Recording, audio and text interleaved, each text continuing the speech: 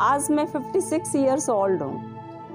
Media भी मुझसे बात करते हुए बड़ा हैरान है। मैं मिसेस इंडिया इंटरनेशनल 2022। भाग्य क्या है? चलो, भाग्य क्या है? जो आज हम कर रहे हो कल भाग्य है। यही डेस्टिनी है, यही सुपरनेचुरल पावर है, यही गॉड है, यही अल्लाह है, यही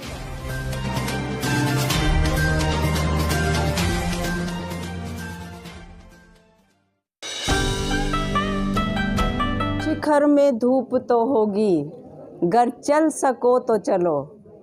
किसी के वास्ते राहें कहाँ बदलती हैं, तुम अगर खुद को बदल सको तो चलो। आज की सभा के माननीय नीलम जी, पार्षद, सोशल वर्कर, एडवोकेट्स और मे बी गृहिणी शायद कोई आई हो, सभी को मैं नमन करती हूँ, प्रणाम करती हूँ, आदाब करती हूँ कि एक बहुत ही खूबसूरत पल है कि एक हमारे समाज के बीच की इतनी महिलाएं आज एकत्रित हुई हैं। बहुत ही बड़ी अचीवमेंट और वेरी सरप्राइज्ड कि ये सब अपनी कम्युनिटी के हैं, कहाँ छुपे हुए हैं। बहुत कम अवसर मिलते हैं कि इस तरह से अपने समाज के लोगों से मिलने के। ये बात बिल्कुल सच्चाई है कि हमारी कम्युनिटी ने बहुत स्ट्रगल करके ये स्टेज पाई है। फिर हम एक दूसरे की बैक फुट पे वाई द रीज़न इज़, एक आदमी जो यदि कोई अच्छा करता है उसको आगे लेके आओ, उसको के प्रेरणा के रूप में लो, उसको एक रोल मॉडल के रूप में लो। समाज में इस धरती पर हर आदमी को अच्छे और बुरे दिन देखने पड़ते हैं। अच्छा और बुरा क्या है? दिमाग की सोच है। दिमाग की सोच, मन खुश है तो सब कुछ है। वो कहते हैं ना कि वो आदमी महसूस नहीं करता है, दुख में भी हंसता है। नहीं, वो दुख शो नहीं करता। दुख और सुख की डेफिनेशन क्या है? केवल हमारे मन की सोच है। अगर दुख को मान के चलेंगे तो कभी भी ज़िंदगी में ऊपर नहीं उठेंगे। आप अपने प्रयास जारी रखिए, कभी भी ज़िंदगी में हार नहीं होगी। बाबा साहब अम्बेडकर की आज एक प्रेरणा, हम सब यहाँ बैठे हैं, क्या उन्होंने स्ट्रगल नहीं किया था? पूरे वर्ल्ड में नाम है आज उनका। उन जितना स्ट्रगल तो हमारे में से कोई नहीं कर सकता। लेकिन हमारे अंदर एक सबसे बड़ी भूल ये है कि ज़िंदगी में जो नहीं मिला उसके लिए तड़फते हैं, लेकिन हमें ये नहीं पता जो मिला है उसको कैसे यूज़ करना है।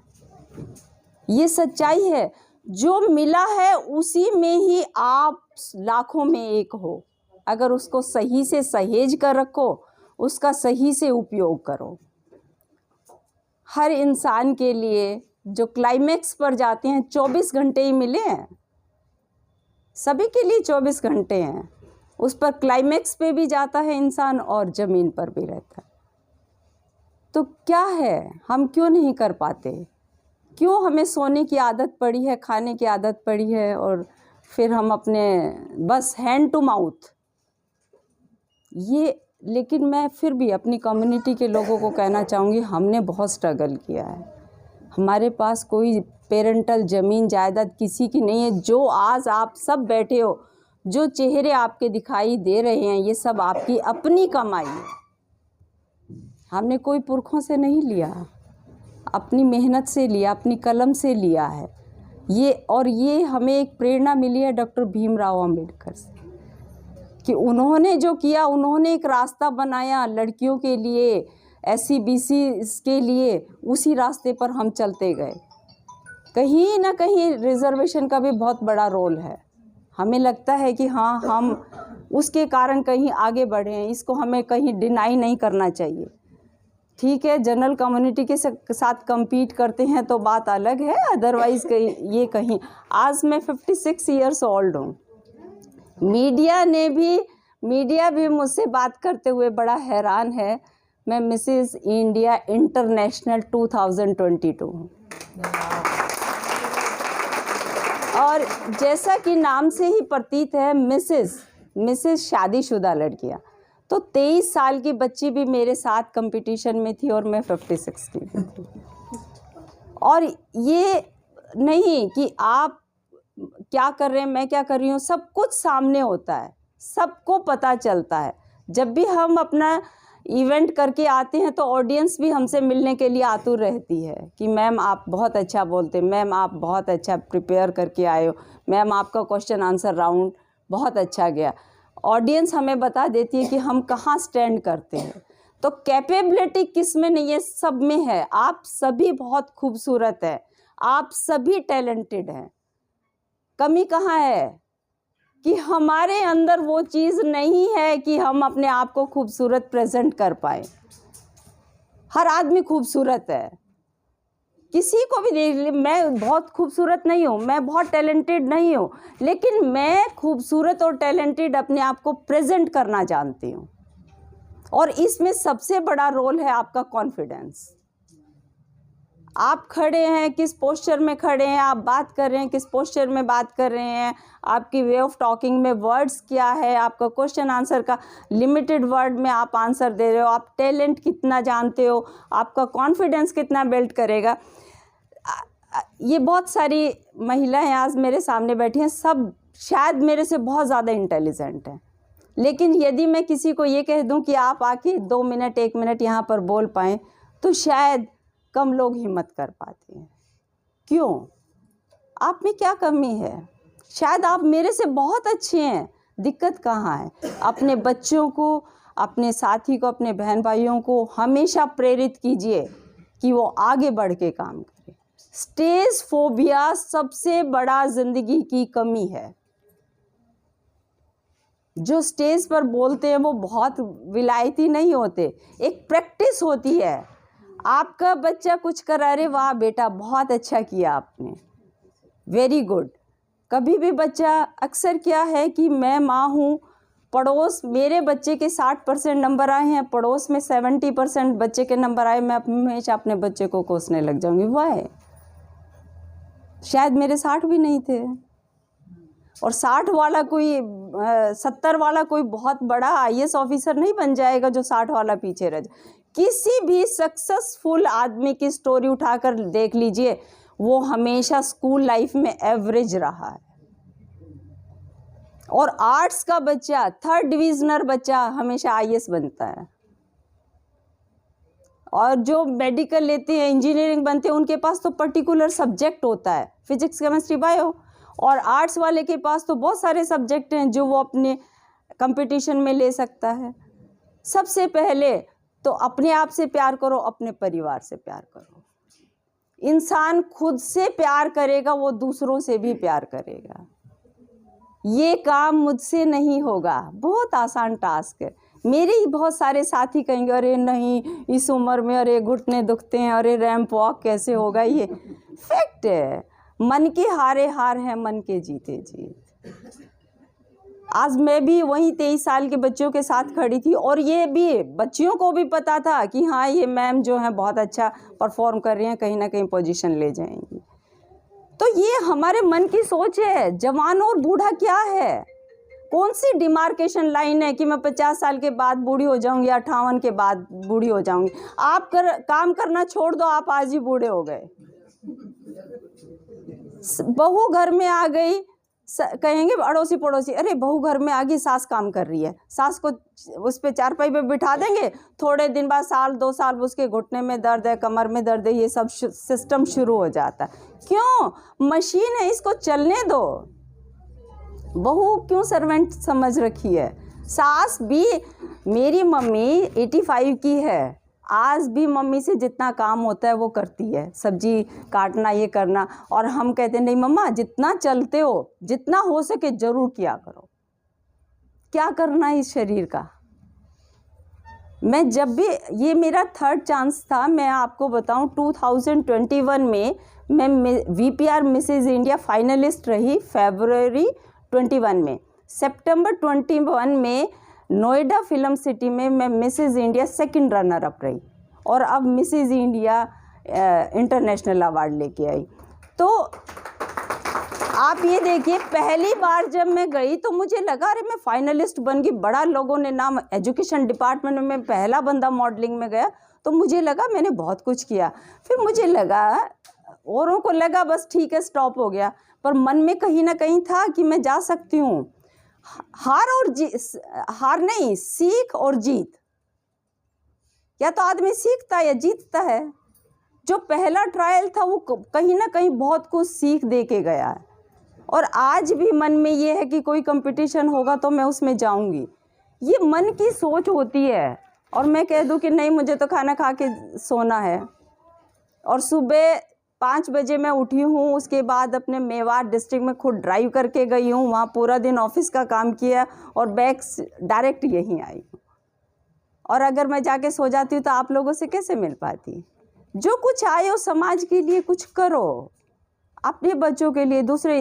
देखिए, क्राइम और करप्शन कब आता है?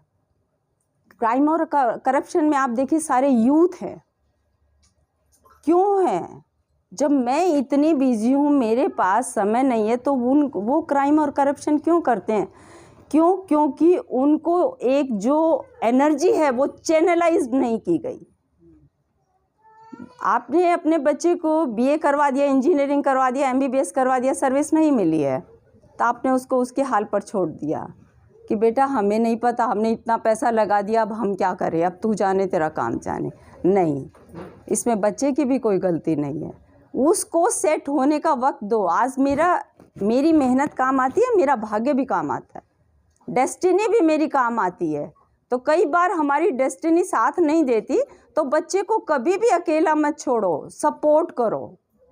ये ठीक है कि किसी को सपोर्ट मिलता, किसी को नहीं मिलता। बहुत सारे यंगस्टर को मेल मेंबर भी मेरे भाई साथ बैठे हैं कि कितने बच्चे हैंग हो जाते हैं क्लास में फेल होने से। क्या है ये? कोई कुंभ का मेला है? अगले साल बच्चे क्यों? कहीं ना कहीं ये पेरेंट्स का रोल है, कहीं ना कहीं बच्चे के बैड हैबिट में पेरेंट्स का रोल है, समाज का रोल है। आप कितने इस बात को मानते हो? मैं मानती हूँ इस बात को। मेरा बच्चा फेल हो गया, अरे उसको सबसे ज़्यादा टॉर्चर कौन करेगा? पेरेंट्स करेंगे। समाज कौन होता है उसको कहने वाला? समाज का क्यों बच्चा मानेगा? अपने माँ बाप का मानता है हमेशा। अगर माँ बाप उसको पुचकार के कह दें कि बेटा कोई बात नहीं, अगली बार मेहनत करना, इसका इफेक्ट देखो, और उस दूसरी चीज़ का इफेक्ट देखो।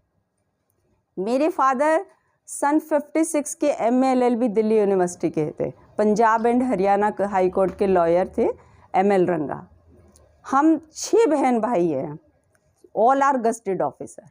मेरी बड़ी सिस्टर IAS ऑफिसर है, और मेरे ओरिएंटल इंश्योरेंस कंपनी में मेरे ब्रदर रहे हैं। सबसे बड़ी सिस्टर सेंट्रल स्कूल में प्रिंसिपल रिटायर हुई है।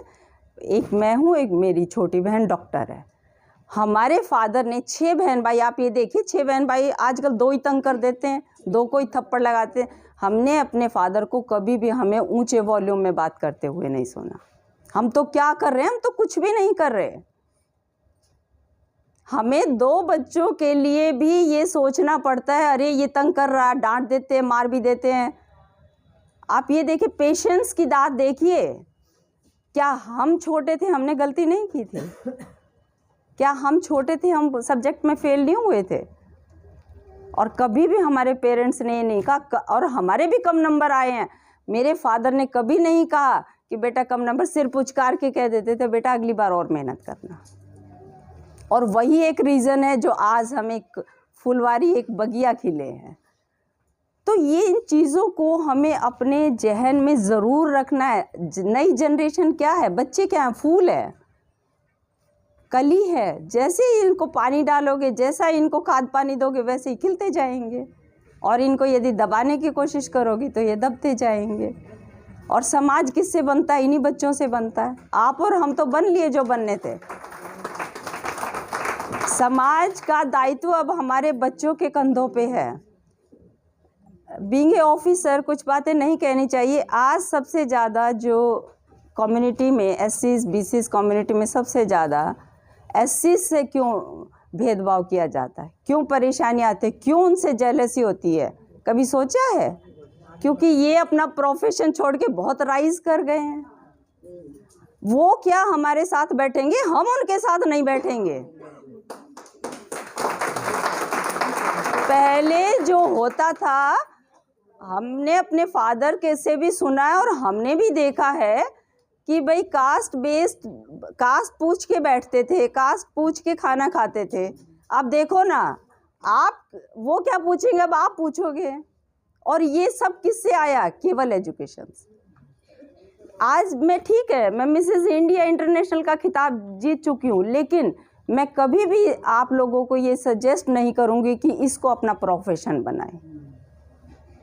बच्चा खेल में जाए, डांस में जाए, मॉडलिंग में जाए, लेकिन एजुकेशन ज़रूर दो। अपने हाथ में एक प्रोफेशन इतना स्ट्रॉन्ग रखो कि ये तो मेरी लाइफ का पिलर है, उसके साइड आप कुछ भी करो। और अक्सर होता था, देखिए हमारे कम्युनिटी में सबसे ज़्यादा गवर्नमेंट जॉब में आते थे। हमारे भी याद है जब हमारी बहनों के रिश्ते होते थे तो गवर्नमेंट जॉब, बिजनेस वाले का तो मतलब ही नहीं था।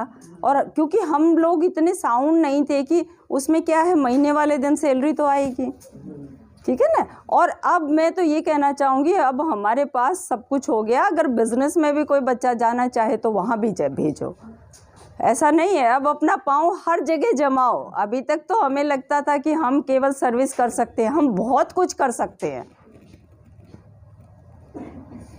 आज जब मैं बहुत बड़ी बात नहीं कह रही, आज पूरे हरियाणा के एजुकेशन डिपार्टमेंट में मैं बहुत बड़ी शान बन के आई हूँ कि अपनी बड़ाई खुद मुंह से नहीं करनी चाहिए। एजुकेशन डिपार्टमेंट एक ऐसा डिपार्टमेंट है जहाँ मास्टर क्लास में पढ़ाने के अलावा कुछ नहीं करता। और लेडीज़ का तो ये शादी हुई, बच्चे हो गए और जी अरे मैं क्या मैडम जाने दो, छुट्टी हो गई, अरे मैडम मत रोको, बच्चों को देखना, ये देखना, उसके अलावा कुछ नहीं है। और वो भी इस एज में आके और इस मुकाम को हासिल करना बहुत बड़ी बात है। मैं आज भी कह रही हूँ कि कोई चीज़ मिल जाती है तो हमें लगता है तो बहुत आसान काम है, लेकिन मैं कहती हूँ बहुत टफ काम है। कि जहाँ वो यंगस्टर भी खड़े हैं, मैं भी खड़ी हूँ, और मुझे कितने राउंड वहाँ पर लेने पड़ते हैं और पॉइंट का फ़र्क होता है वहाँ पर। फिर भी हम ये सोचते कोई नहीं, अपना बेस्ट देते रहो, लास्ट में देखा जाएगा जो होगा। इसकी एक छोटी सी कहानी बताती हूँ कि हम लोग 21 पार्टिसिपेंट्स फाइनलिस्ट में पहुँचे थे 1581 में से। फाइनलिस्ट में जब पहुँचे तो जो भी राउंड थे हमारे हो गए। कुछ मेरे साथ जो फेसबुक पे जुड़े हुए हैं वो मेरे कुछ वीडियो देख रहे हैं। क्या होता है कि जितने भी फाइनलिस्ट होते हैं सबको सब टाइटल दिया जाता है, best smile, best dress sense, best hair. तो मिसेस मॉडल जो थी वो सबको स्टेज के पीछे बुला लिया कि आपका क्राउन सेरेमनी होगी। तो पीछे से बुलाने लगे, नीचे से स्टार्ट करते हैं, best smile, best hair, best personality, ये वो। लास्ट में हम लोग 4 बज गए। तो मैंने सोचा कल्पना पक्का सेकंड रनर अप है, तो उसमें से भी एक को बुला लिया। फिर मैंने सोचा फर्स्ट रनर अप हूँ, उसको भी बुला लिया एक को। और मैंने सोचा मिसेस इंडिया हूँ, उसको भी बुला लिया। रियली जब मिसेस इंडिया इंटरनेशनल का मेरा नाम बुला ना, एक बार तो मैं रियली ब्लैंक हो गई थी। ये बात थी कि मेरी पोजीशन ठीक है और अच्छा परफॉर्म किया है, पर इतना नहीं था कि गॉड इतना भी साथ देगा कि इतनी हाँ देखो काम तो है, पर फिर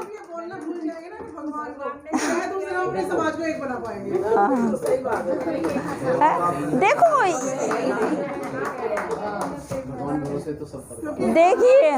देखिए हाँ, आपके क्वेश्चन का आंसर देती हूँ मैं।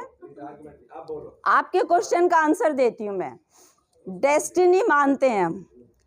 मैं सबसे पहले सब बच्चों को ये कहती हूँ, आपकी मेहनत जो है वो आपकी किस्मत बनाती है। आज भगवान ने जो आशीर्वाद दिया है मुझे, वो कहीं ना कहीं मैंने मेहनत की है उसकी। आप ये मत समझो वो केवल भगवान या डेस्टिनी ही है। आज जो मैं मेहनत करती हूँ उसको आज इस काम के लिए नहीं, लेकिन मुझे पे ज़रूर करेगा डेस्टिनी इसमें। आप मेहनत करते रहो, ये मत सोचो कि मुझे आज ही फल मिल जाए, वो फल कभी ना कभी ज़रूर देगा। ये आपका एक्सपीरियंस अलग है, मेरा एक्सपीरियंस, मैंने बहुत नज़दीक से इन चीज़ों को देखा है। सच्चाई ये है कि आप समझ सकते हो कि इस एज में मैं जाके कहाँ रैंप पे खड़ी हो जाती। मैंने मेहनत की, स्कूल एजुकेशन में जी जान से मेहनत की है। स्कूल एजुकेशन से कुछ यहाँ साथी बैठे भी हैं, उनको पता है मैंने जी जान से मेहनत की है। एक बेस्ट ऑफिसर के रूप में मेरे को देखा जाता है, और बियॉन्ड, मतलब जो डिपार्टमेंट काम था उसके बियॉन्ड भी मैंने बच्चों के एजुकेशन पे बहुत काम किया। तो कहीं ना कहीं पूंजी आपकी स्टोर होती है, अब नहीं तो कल। वो कहते हैं एक बार बच्चा फेल हो जाता, दोबारा मेहनत करता, पास होता है। तो इसलिए मेहनत करते रहो। अगर आप ये सोचते हो कि मेहनत कर दी और आज ही फल मिले, कई बार नहीं मिलता, कई बार लेट मिलता है इस चीज़ का। तो आपके भाग्य क्या है? चलो, भाग्य क्या है? जो आज हम कर रहे हो कल भाग्य है, यही डेस्टिनी है, यही सुपरनेचुरल पावर है, यही गॉड है, यही अल्लाह है, यही भगवान है। हर एक आदमी का अलग नाम है इसका। मैं कहती हूँ डेस्टिनी है, कोई कहता भगवान है, कोई कहता अल्लाह, लेकिन आपकी मेहनत कभी खराब नहीं जाती। जो मेहनत है वो ज़रूर आपकी रंग लाती है, पर लेकिन ये है कि आपको हार नहीं माननी है कभी भी, कि ये सोचे कि ये काम हमारे बस का नहीं है। आप, कोई ऐसा काम नहीं है जो आप नहीं कर सकते। सिर्फ ये है कि आपको उसको शिद्दत से करना, दिल से करना, पूरे जुनून से करना है, तब आपको उसमें सफलता मिलेगी। तो मैं आज सभी जितने भी गैदरिंग बैठी है, बहुत अच्छा लगा पहली बार कि मैं नौनी जी से यही पूछ रही थी, ये सारे अपने ही समाज के हैं, कहीं कोई मैं अपने समाज की बात करूं। तो बड़ा अच्छा लगा, किसी कोई पार्षद बता रहे, कोई वकील बता रहे हैं, तो लगा कि अरे हमारी तो स्ट्रेंथ बढ़ती जा रही है। और सच्चाई ये है कि मैं भी अपने डिपार्टमेंट में देखती हूँ, और धीरे धीरे जैसे पता लगता है किसी का अपने लोगों में काम करने का जज्बा ज़बरदस्त है। आप जनरल आदमी को देख लो और अपने लोगों को देख लो, कोई मानता है या नहीं मानता, मानता है या नहीं मानता, ये उसका किस पे डिपेंड करता है, ये आप भी जानते हो। बहुत शिद्दत से काम करते, क्योंकि हमारे खून में है। हमने जो चीज़ ली है वो मेहनत से ली है, हमारी पेरेंटल कुछ नहीं है, अपनी मेहनत की है। अपना स्टेटस, अपनी डिग्निटी, अपनी पोस्ट, अपना फेम खुद ही बनाया है। इसलिए मेरी आप लोगों से एक गुजारिश है कि आप सब अपने बच्चों को पूरा सपोर्ट कीजिए, पूरे प्यार से, 100% प्यार से सपोर्ट कीजिए। वो कहते हैं ना, प्यार की परिभाषा ही सब लोग जानते हैं। ये अक्सर पहले स्कूल एजुकेशन से थोड़ा थोड़ा बीच में मैं जोड़ देती हूँ, क्योंकि मैं स्कूल एजुकेशन से जुड़ी हुई हूँ। जो स्कूल में स्टार्टिंग में था कि बच्चे को मारपीट देते थे, ये बिल्कुल गलत था। फोबिया, डर किस बात का? बच्चा जहाँ रह रहा है उसी से ही डर है। बहुत सारी बच्चा झूठ कब बोलता है? जब आप उसमें डर पैदा करते हो। आप गलती को एक्सेप्ट करना सीखो ना। हमने भी गलतियाँ की है, बच्चा भी गलती करेगा। बच्चे को झूठ बोलना कौन सिखाता? हम खुद ही सिखाते हैं। उसके दोस्त बनो, उसकी माँ बनो। माँ एक बहुत बड़ा वर्ड है, जो अपने बच्चे की सब गलत ठीक सब डेफिनेशन, सब बातें सहन करती है। और कभी उसकी जगह भी बैठ के देखो। एक छोटा सा एग्जांपल देती हूँ कि किचन में चाय बना रहे हैं, हमसे कप टूट जाता है तो चुपचाप लपेट के डस्टबिन में फेंक दिया। बेटी से टूट गया, अरे क्या कर दिया, इसका तो काम ही है, ध्यान से काम नहीं करती। हम 10 सेंटेंस जरूर सुनाते हैं ना। क्यों? हम भी तो वही कर रहे हैं। और क्या इतनी बड़ी गलती हो गई जो पहाड़ टूट गया? समाज में बहुत सारी गलतियां बच्चे करते हैं, स्कूलों में हमारे सामने बहुत सारी चीज़ें आती हैं। मैं एक ही सेंटेंस कहती हूँ, बच्चे को समझाओ, चुपचाप क्लास में बिठा दो, दूसरी लड़कियों को भी पता नहीं होना चाहिए। क्या उस लड़की ने कोई बहुत गुनाह कर दिया क्या? कितने बड़े लोग हैं, कितने समझदार लोग हैं, क्या वो गुनाह नहीं कर रहे? क्या हम नहीं कर रहे? ठीक और गलत क्या है? अरे बच्चे की तो हर चीज़ माफ़ करने लायक है, हम बड़ों को भी माफ़ करते हैं। तो हमारे समाज के लिए मैं एक ही प्रेरणा देना चाहती हूँ कि अपने बच्चों को एजुकेशन में ज़रूर आगे बढ़ाएं, जितना सपोर्ट हो सके। पैसा की कहीं कमी नहीं है, सिर्फ प्यार की ज़रूरत है, और प्यार से ही बच्चा आगे बढ़ जाएगा। और यदि कहीं किसी को मॉडलिंग में या इस तरह इंटरेस्ट है तो मेरे पास ज़रूर बात कर लेना। मैं एक ही बात कहूँगी, बेटा पहले तो अपनी एजुकेशन कर, उसके साथ ये चीज़ें चलाओ। ठीक है, फिज़िकल हेल्थ बनती है, डांस है, सिंगिंग है, करोगे, बच्चे का एक शौक़ उभरता है। अगर हम 1 घंटा पढ़ते हैं, 2 घंटा पढ़ते हैं, हम टीवी देखते हैं, इसकी बजाय अगर हम अपने बच्चे को सिखाते हैं, बेटा आधा घंटा डांस कर लो, सिंगिंग कर लो फॉर ए चेंज, वो अच्छी बात है कि टीवी से हट के बच्चा इन चीज़ों पे आएगा, मोबाइल से हट के इन चीज़ों, पबजी से हट के इन चीज़ों पे आएगा, ये एक अच्छी बात है। और कोई चीज़ गलत नहीं है। यदि आप ये समझ रहे हैं कि मॉडलिंग गलत है या डांस गलत है, सिंगिंग गलत है, ये बिल्कुल गलत धारणा है। पैशन हर आदमी नहीं कर सकता। अब मैं मेवात में हूँ, मेवात के मुस्लिम लोग मुझसे फ़ोन करके पूछते हैं कि मैम आप हमारे स्कूल में हमारी बच्चियों को प्रेरणा देने के लिए कब आओगे? जब वहाँ जैसे एरिया में भी वो अपने बच्चों की इतनी ग्रोथ चाहते हैं, उनको भी मॉडलिंग कितना पसंद आया, तो हम तो बहुत आगे निकल चुके हैं उनसे।